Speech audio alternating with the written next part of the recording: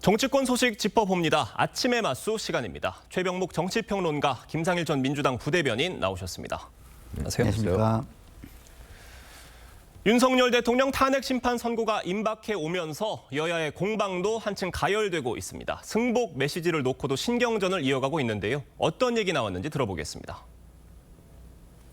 우리 당은 대통령 탄핵 심판 결과에 승복하겠다는 공식 입장을 밝혔습니다. 이제 이재명 대표도 사법부 겁박은 그만두고 본인에 대한 판결을 겸허하게 수용하겠다는 뜻부터 온 국민 앞에 약속해야 합니다.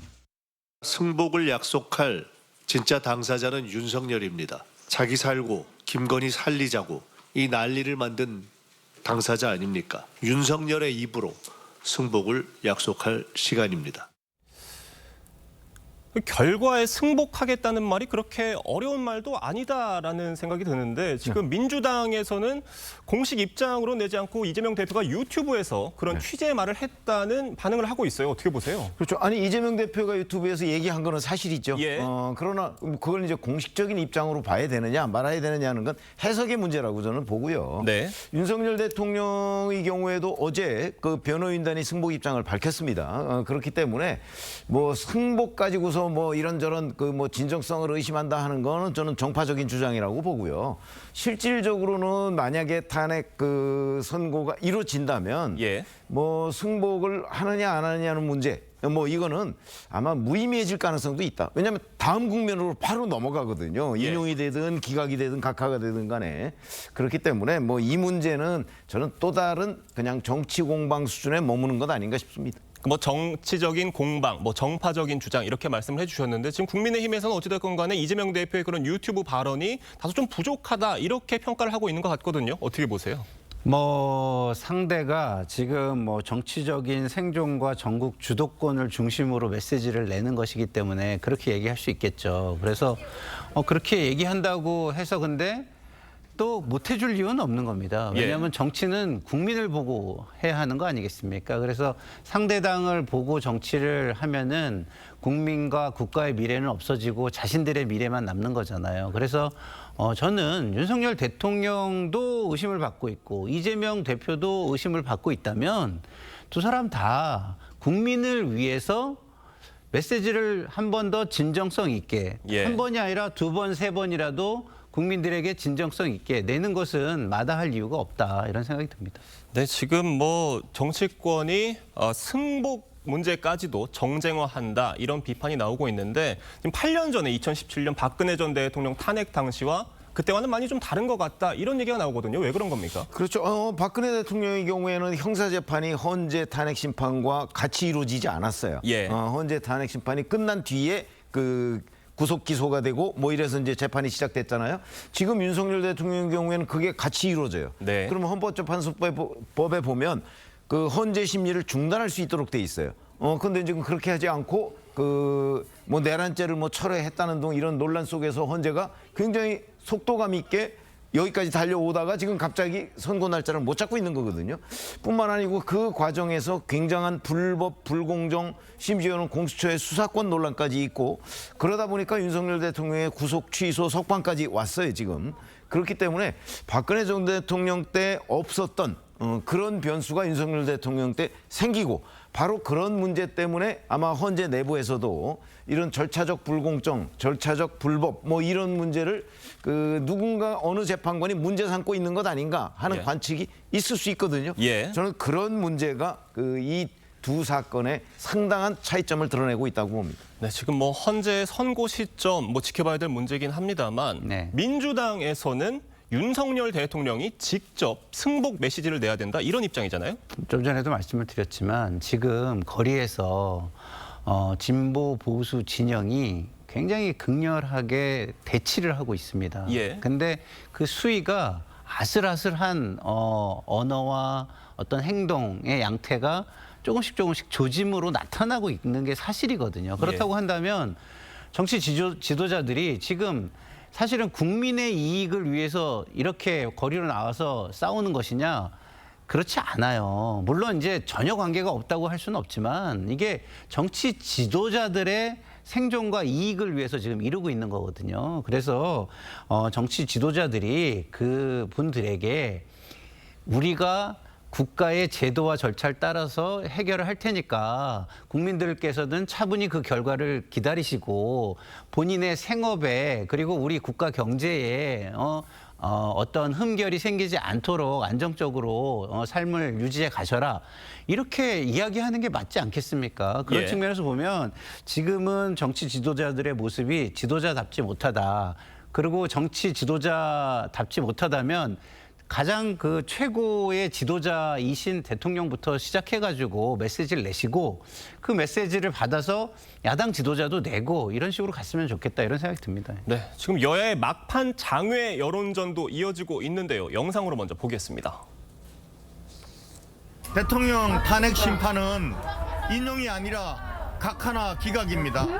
빨리 대통령께서 복귀하셔서 개헌을 통해서 새로운 자유 대한민국을 만드는 그 길을 열어가야 합니다. 헌재가 내릴 수 있는 유일한 결정은 만장일치 파면뿐입니다. 오늘 당장이라도 선고기일을 지정하고 내란숙의 윤석열을 파면함으로써 대한민국이 민주공화국임을 확인해 줄 것을 요구합니다. 국민의힘부터 먼저 짚어보면요. 지도부는 일단 뭐 승복을 해야 된다 이런 입장을 공식적으로 냈는데 의원 60여 명이 릴레이 헌재 앞 시위를 하고 있습니다. 이건 어떤 전략으로 봐야 되겠습니까? 어떻습니까? 아니 이게 의원들의 개별적인 그 행동으로 보고요. 예. 지도부 차원에서는 전략이 아니라고 봐야죠. 예. 그렇다고 해서 지도부가 그러면 이런 의원들의 행동에 제동을 걸어야 되는 거냐? 그건 또 아니거든요. 예. 그건 국민의힘 지지층의 의사가 있기 때문이에요. 국민의힘 지지층도 다양합니다. 그 중에는 뭐 탄핵 기각, 뭐 각하, 뭐 이런 걸 강력하게 주장하는 사람들이 훨씬 더 많겠지만 예. 그렇다고 해서 꼭 그런 사람만 있는 건 아니에요. 그러니까 국민의힘 지도부로서는 약간의 전략적 모호성 같은 걸 유지할 수밖에 없는 상황이다.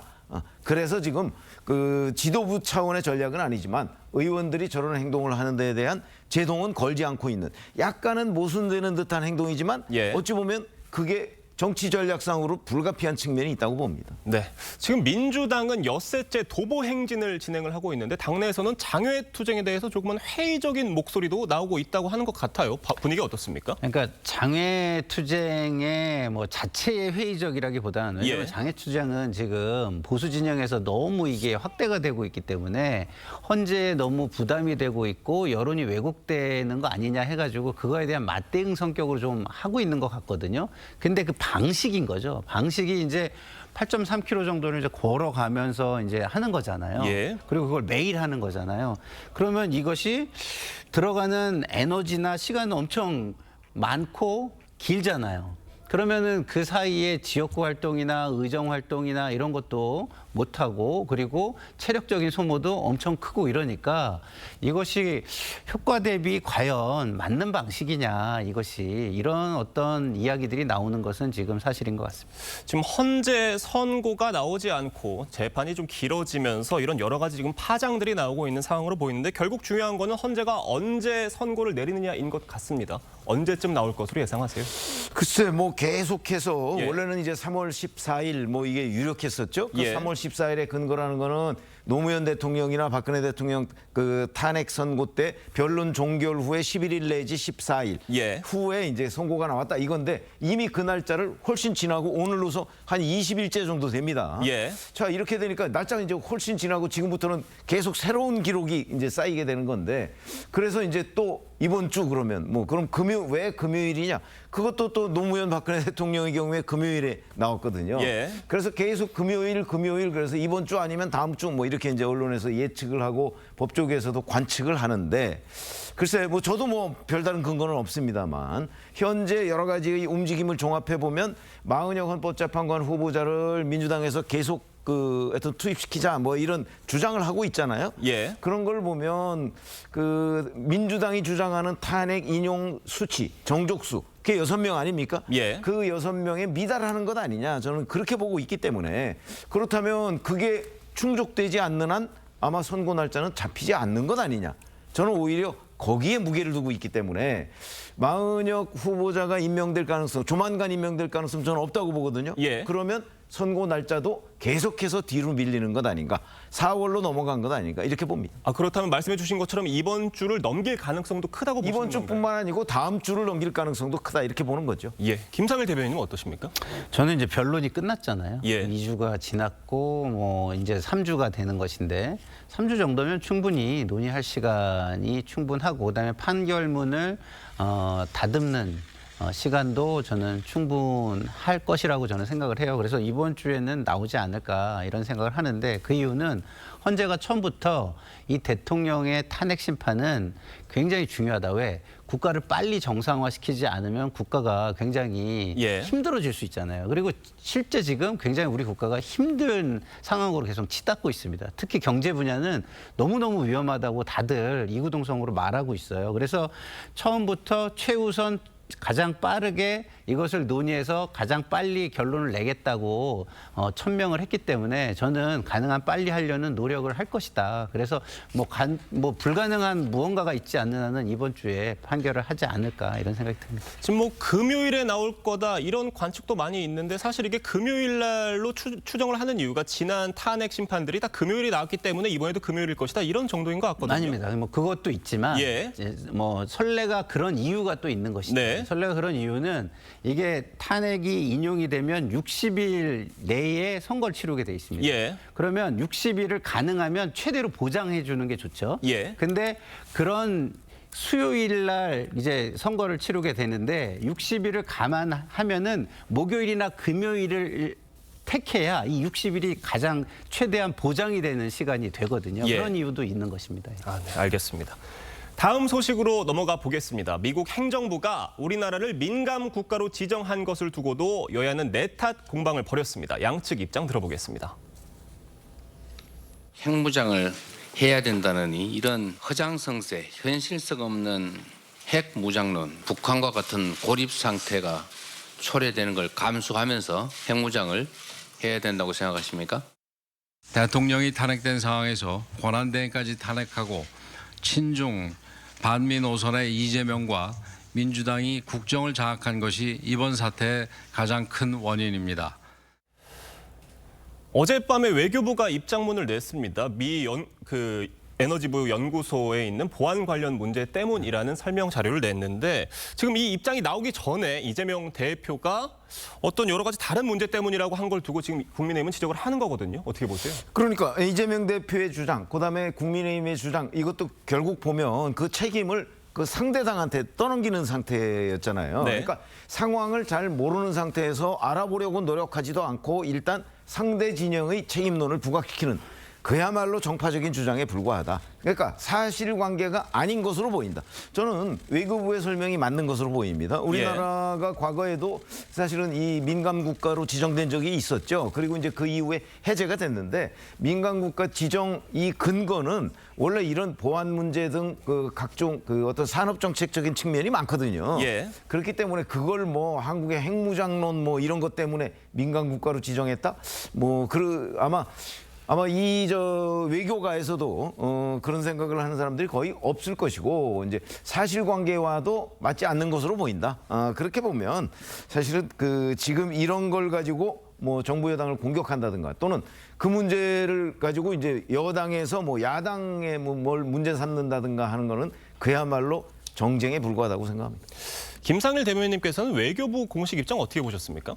글쎄요. 일단 기본적으로 민간 쪽에서 문제가 발생해도 국가 간의 관계가 있으면요. 사전에 통보를 통해서 풀려는 노력이라는 걸 하게 되거든요. 그런데 예. 민간 단위에서 한 걸 가지고 국가 단위에서 그런 통보나 사전에 협의 없이 바로 민간 국가를 지정할 수 있을까요? 저는 그런 부분에 대해서 좀 의구심이 들고요.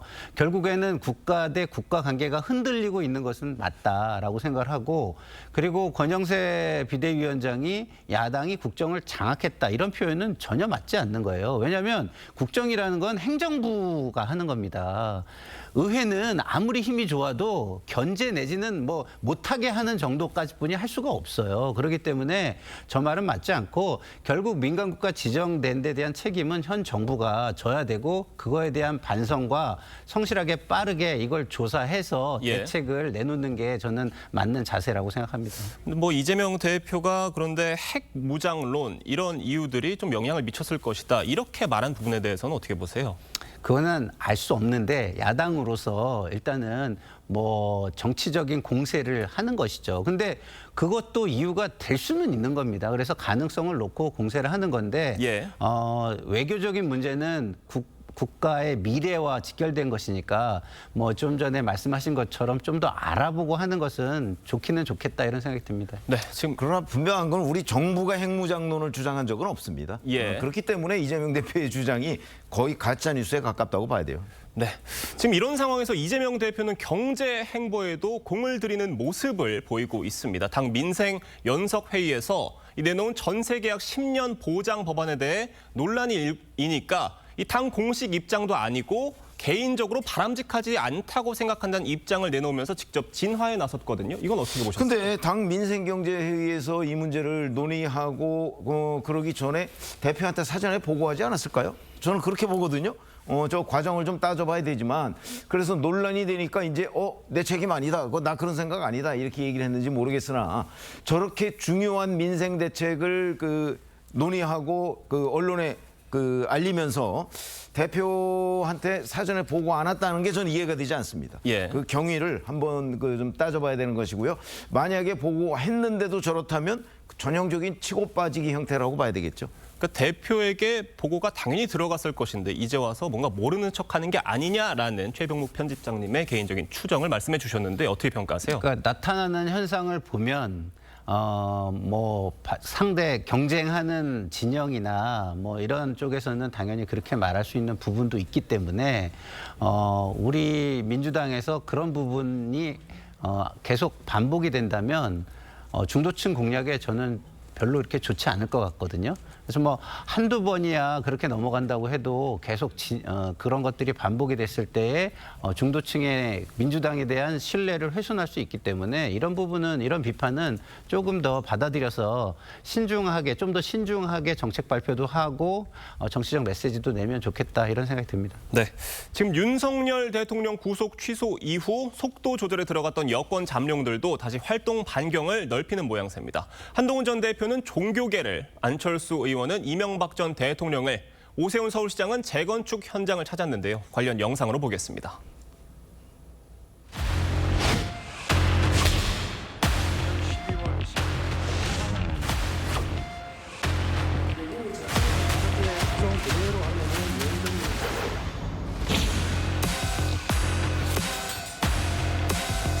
생각하는 그 길을 잘 갈 수 있도록 선생님들도 많이 배우고 싶습니다. 여러 가지 해야 하는 말씀 경청하러 왔습니다. 이럴 때는 다른 사람들 중지를 해야 돼요. 이거는 이상조직이죠. 특단의 조치를 취해야 될지를 좀 예의주시하고 있습니다.